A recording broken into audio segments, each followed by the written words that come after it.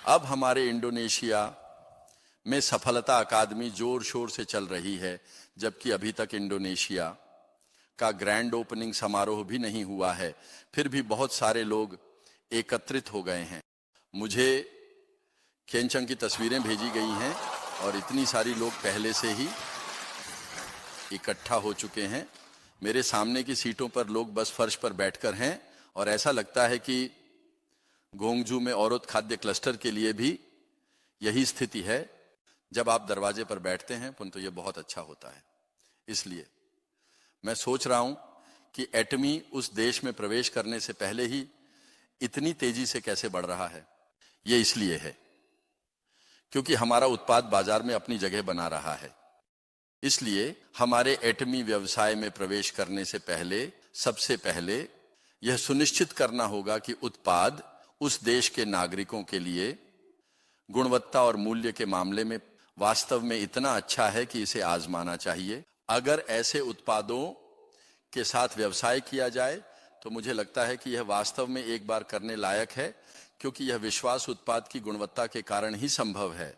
आमतौर पर जिन उत्पादों को इस तरह से सामग्री के बारे में बताना पड़ता है वे वैश्विक स्तर पर खुद को नहीं बढ़ा पाते और बाजार में अपनी जगह नहीं बना पाते। वीडियो संपादन बैकजिंजू, इसलिए मुझे सभी के पीछे जाकर उत्पाद का विवरण देना होगा।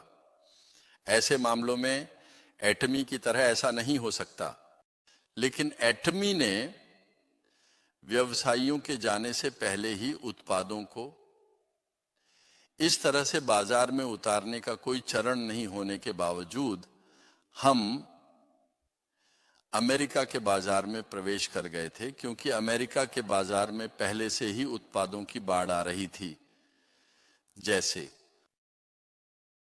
इसलिए हमारे दक्षिण कोरिया में मौजूद लीडर व्यवसायी लोग कोरिया से उत्पाद खरीदकर उन्हें फिर से पैक करके अमेरिका भेजने में बहुत कठिनाई महसूस कर रहे हैं।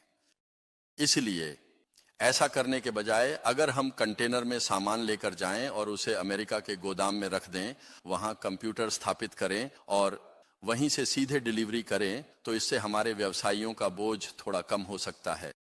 इस तरह से जल्दी जल्दी अमेरिका में प्रवेश किया। इस कारण से एटमी अब उन देशों में भी उत्पादों को भेज रहा है जहां हम अभी तक नहीं पहुंचे हैं, और फिर भी उत्पाद लगातार वहां पहुंच रहे हैं। इसलिए यदि आप एक ऐसी कंपनी में काम करते हैं जो पहले से ही उत्पादों के लिए बाजार तैयार कर रही है, तो यह वास्तव में एक अच्छा अवसर है।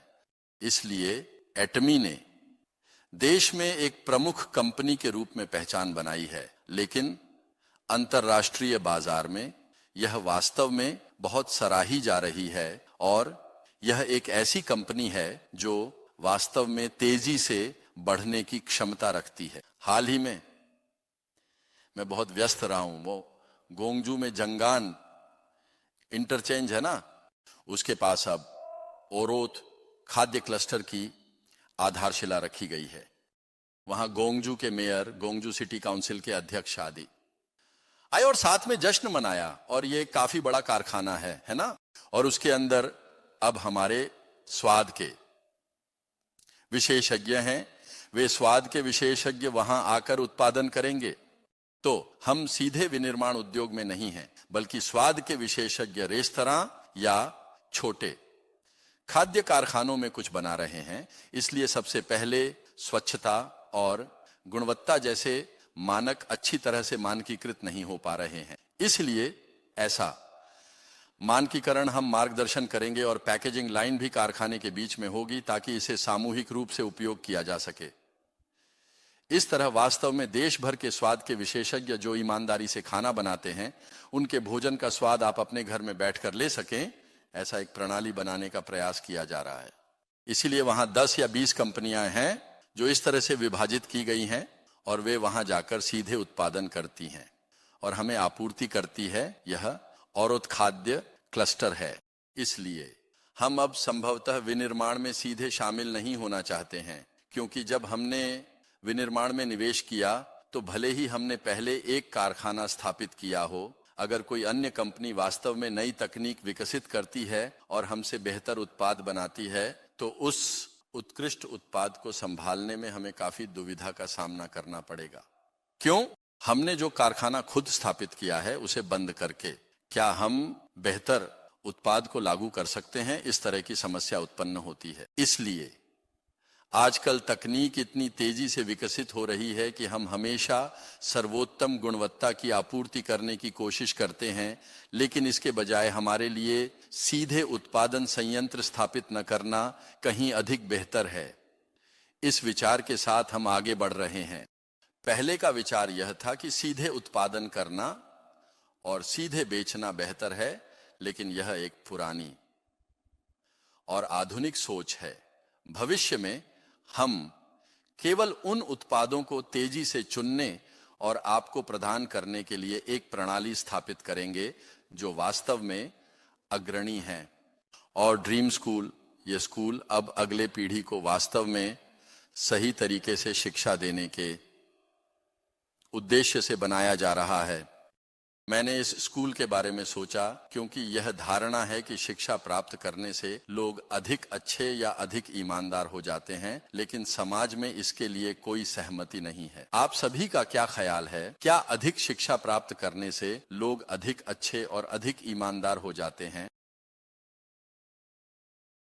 अगर हम अधिक सीखते हैं तो हमें और अधिक दयालु और ईमानदार होना चाहिए, लेकिन आप लोग सिर हिलाते हैं कि जो लोग अधिक सीखते हैं वे और अधिक लाभ उठाते हैं। इससे एक सहानुभूति की समस्या उत्पन्न होती है। इसलिए चलो एक ऐसा शिक्षा कार्यक्रम करें जिससे हम अधिक सीखें, अधिक ईमानदार बने और अधिक अच्छे बन सकें।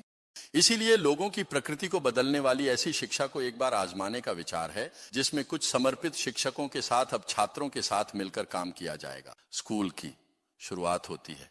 अब भारत में भी एक फाउंडेशन बनाई गई है।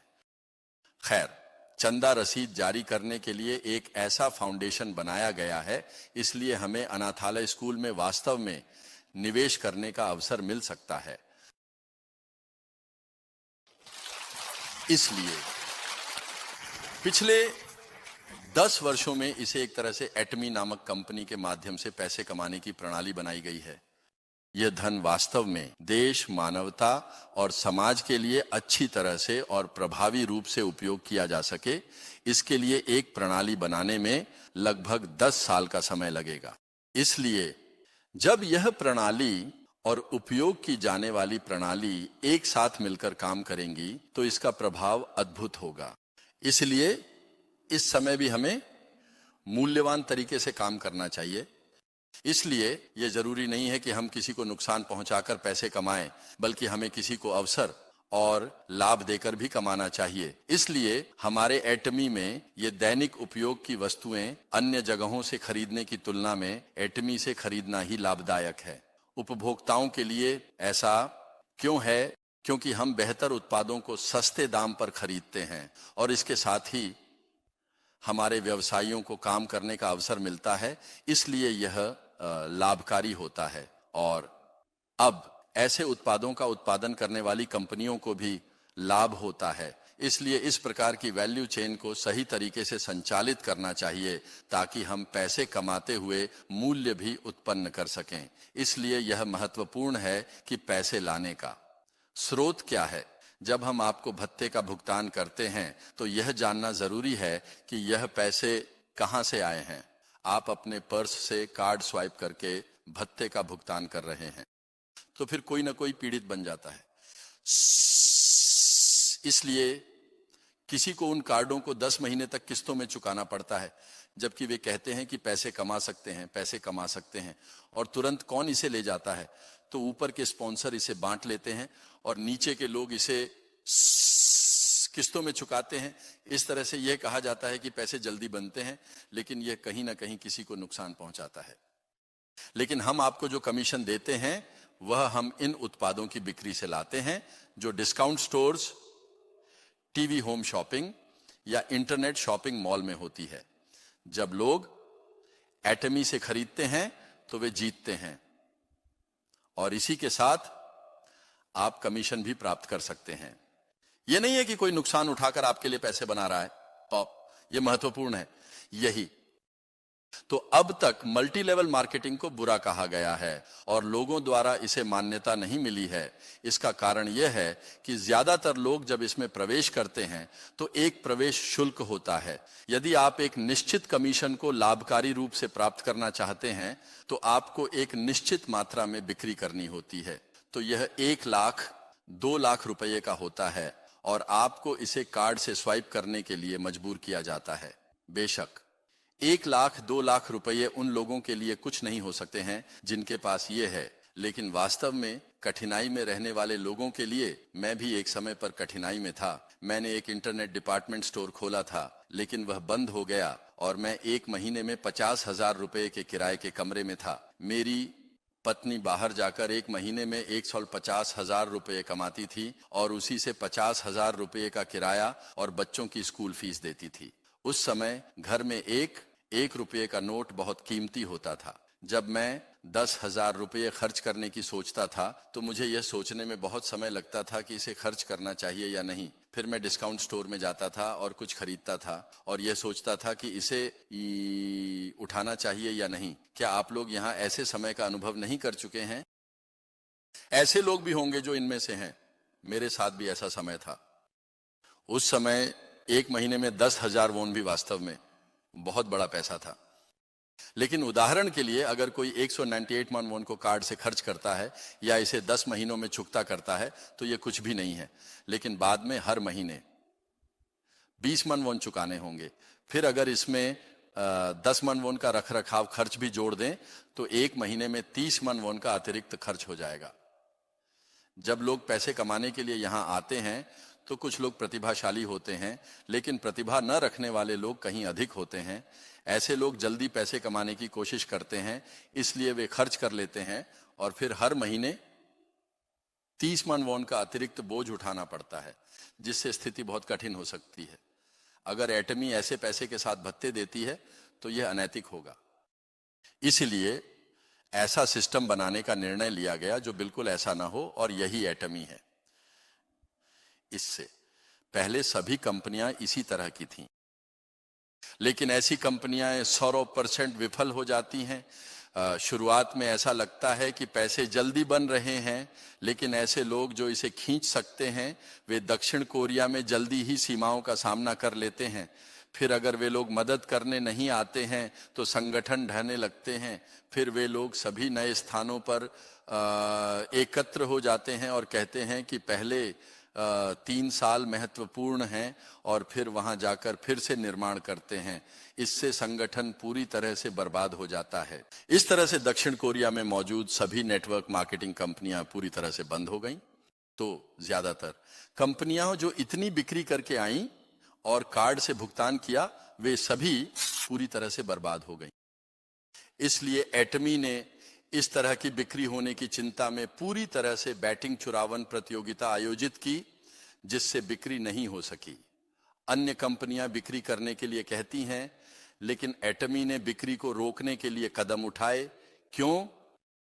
बचने और जारी रखने के लिए। इसीलिए अब एटमी कई कंपनियों को एक स्वस्थ दिशा दिखा रहा है। इसलिए यह एक उदाहरण प्रस्तुत करता है कि अच्छे उत्पादों को सस्ते में बेचना नेटवर्क मार्केटिंग के लिए संभव है। इसलिए यह अच्छी बात है कि अब एटमी का अनुसरण करने वाली कंपनियों में से कुछ स्वस्थ कंपनियां उभरी हैं। कुछ बहुत अच्छी कंपनियां भी सामने आई हैं। मुझे लगता है कि यह एक बहुत ही वांछनीय दिशा है।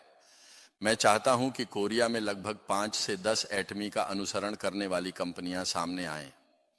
यह बात मैंने कंपनी की शुरुआत से ही कही है।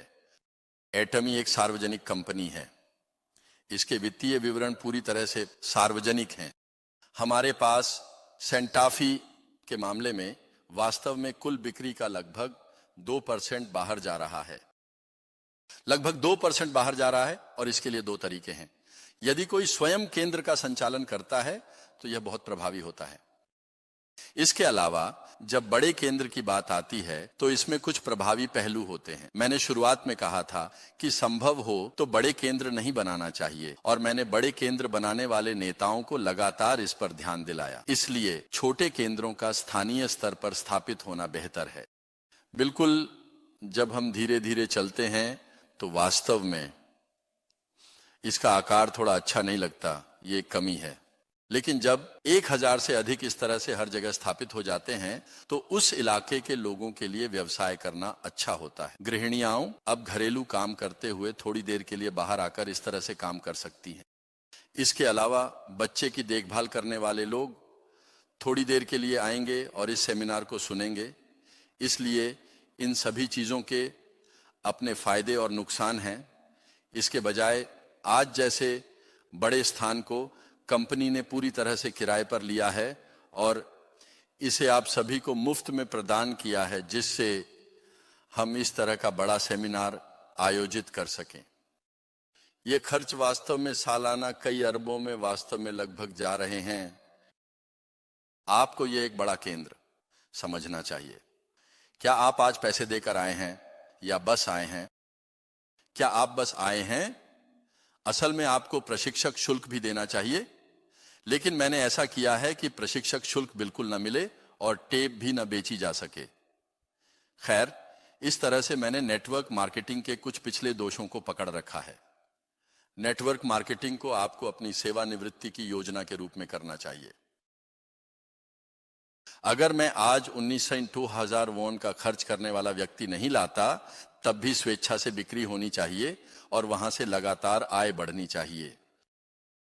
क्या 192 मन वोन की चीजें बस यूं ही बढ़ेंगी? क्या 200 मन वोन, 300 मन वोन के बिक्री कार्ड स्वाइप करने वाले लोग बस ऐसे ही आएंगे, या फिर आपको जाकर उन्हें लुभाना और बात करनी पड़ेगी ताकि वे आएं? कुछ काम करना होगा तभी आप ऊपर उठेंगे। लेकिन क्या आप अस्पताल में हैं? क्या आप बीमार हैं? क्या आप मर चुके हैं? क्या आपके बच्चे कुछ नहीं कर सकते? तो फिर यह अचानक रुक जाता है। लेकिन एटमी वास्तव में शुरुआत से ही आवश्यक है। केवल वही सामान खरीदें जो आपको चाहिए, उतना ही खरीदें जितना आप उपयोग कर सकें। कभी भी ज्यादा मत खरीदें। अगर आप दांव लगाते हैं तो यह आपको नहीं छोड़ेगा। इस तरह से उपभोक्ता संगठन के रूप में विकसित हुए हैं। इसलिए यह कुछ हद तक धीमा लग सकता है, लेकिन वास्तव में वे उपभोक्ता ऐसे हैं कि अगर मैं हाथ खींच लूं या बीमार होकर अस्पताल में कुछ समय बिताऊं, तब भी वे सस्ते और अच्छे उत्पादों का उपयोग करते रहेंगे। इसलिए वे ऐसे लोग हैं जो कहते हैं कि बिना इन उत्पादों के वे नहीं रह सकते। इसीलिए यह श्रम आय नहीं है, बल्कि प्रणाली आय बन जाती है। इसलिए यह मेरी सेवानिवृत्ति की योजना बन जाती है।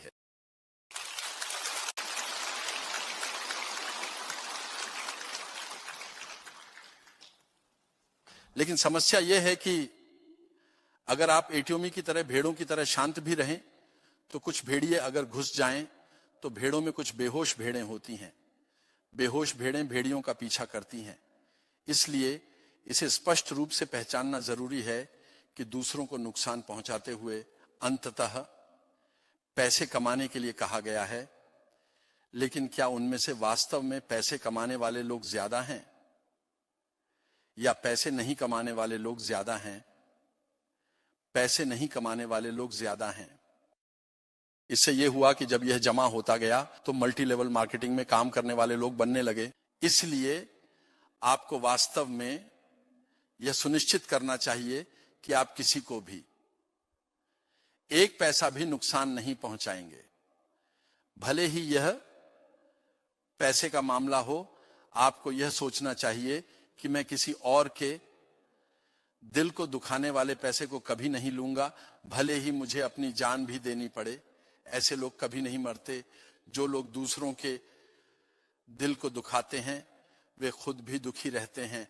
और अगर हालात कठिन हैं तो कृपया पैसे उधार मत लीजिए। पैसे उधार लेना भी एक आदत है। अगर मुश्किलें हैं तो उसी के अनुसार चलें। एटीओमी में मैं कह रहा हूं कि पैसे उधार देने वाले और लेने वाले दोनों को सजा दी जाएगी। सच में जब आप पूरी तरह से नीचे गिर जाएं तो आपको उस स्थिति से उठने के लिए दृढ़ संकल्प की आवश्यकता है। यह कठिन परिस्थितियों में रहने वाले लोगों के लिए है। मैंने वास्तव में बहुत कठिन समय बिताया है। गैंगयोंहा की डायबिटीज के कारण मैं काम नहीं कर पा रहा था और मेरी बहन ने कहा कि वह बच्चों की ट्यूशन फीस एक बार दे देगी।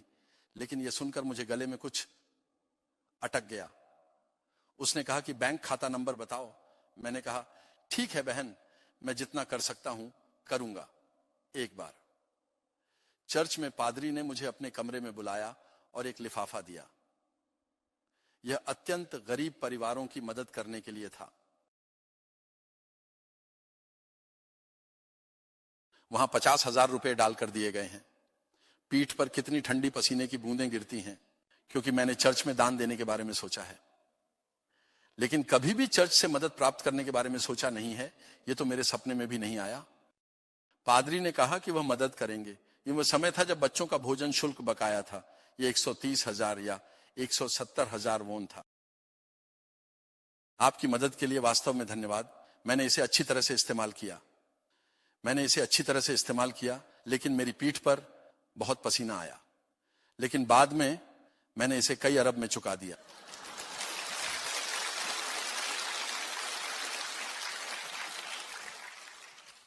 मैं लगातार दान करता रहा और मुझे कोई अफसोस नहीं हुआ। क्यों? तब वह 50,000 वोन कहां गया? अब मुझे लगता है कि कुछ दशकों से अधिक की गालियां मिल रही हैं। इसके लिए मैं वास्तव में आभारी हूं। इसलिए अगर आप कहीं जाकर कुछ लाख रुपए प्राप्त करते हैं तो सोचें कि आप दशकों का कर्ज चुकाने के लिए तैयार हैं। इसलिए वास्तव में आप लोगों के लिए जीवन में कुछ कठिनाइयां हो सकती हैं, लेकिन जब आप दृढ़ संकल्प के साथ उन्हें पार करते हैं और उठते हैं तो बाद में आपके पास वास्तव में कहने के लिए कुछ होगा। मैं इस स्थिति में भी कभी हार नहीं मानता और गर्व से खड़ा होता हूं। ऐसे सफल लोगों की बात कर सकता हूं। वास्तव में अचानक यहां आकर बात करने में थोड़ी असंगति थी, लेकिन आपसे मिलकर खुशी हुई। वैसे यह एटियोमी वास्तव में एक ऐसा कंपनी है जो सही रास्ते पर चल रही है और वर्तमान में इंडोनेशिया में बहुत अच्छा चल रहा है, जबकि चीन में भी प्रगति अच्छी हो रही है। एनटाई सिटी के सरकारी अधिकारी सीधे बीजिंग व्यापार मंत्रालय के पीछे दौड़ रहे हैं ताकि एटियोमी को जल्दी से अनुमति मिल सके। और एनटाई सिटी में वह चोंगहान औद्योगिक क्षेत्र है। वहां पर औपचारिक रूप से फैक्ट्री का निर्माण करना है और उसके बाद वहां एक ऐसा हॉल बनाना होगा जिसमें शायद हजारों लोग समा सकें। क्योंकि चीन जनसंख्या बहुत बड़ी है, इसलिए कोरिया में भी अब हमारे मुख्यालय में लगभग 1800 लोगों के लिए एक सभागार बनेगा। तो अब इस एक दिवसीय सेमिनार में होलमा बीएनएच में 2600 लोग और वहां लगभग 1800 से 2000 लोग होंगे। फिर ओरोस फैक्ट्री में लगभग 5000 लोग होंगे। तो वास्तव में आप लोगों के लिए चुंबक समस्या का कोई समाधान नहीं होगा। मैं अपनी व्याख्यान समाप्त करता हूं।